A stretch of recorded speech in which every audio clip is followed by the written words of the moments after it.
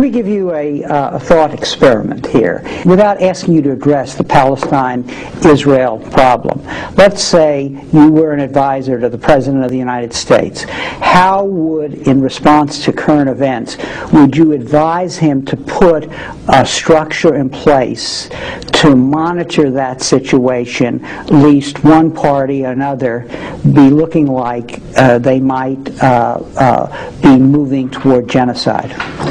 Well, I don't think that in any of the cases a shortage of information is the problem. And I actually think in the Palestine-Israeli situation, there's an abundance of information. And what we don't need is some kind of early warning mechanism there. What we need is a willingness to actually put something on the line in service of helping the situation.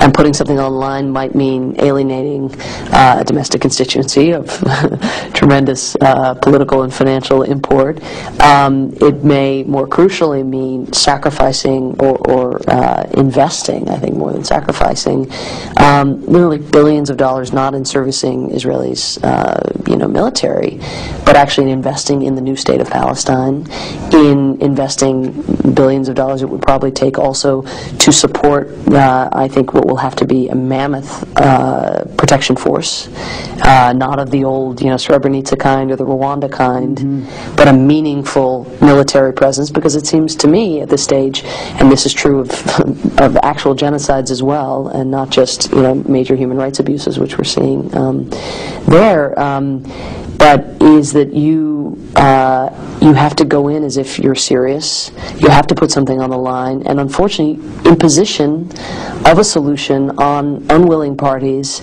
is dreadful. I mean, it's a terrible thing to do. It's fundamentally undemocratic. But sadly, we don't just have a democracy here either. We have a liberal democracy. There are certain sets of principles that guide, our policy, or that are meant to anyway.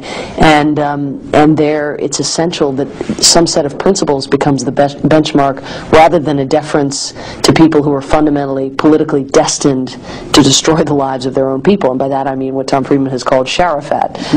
I do think in that sense there's that both political leaders have been dreadfully irresponsible, and unfortunately it does require external intervention, which, very much like the Rwanda scenario, that thought experiment, if we had intervened early, any intervention is going to come under fierce criticism.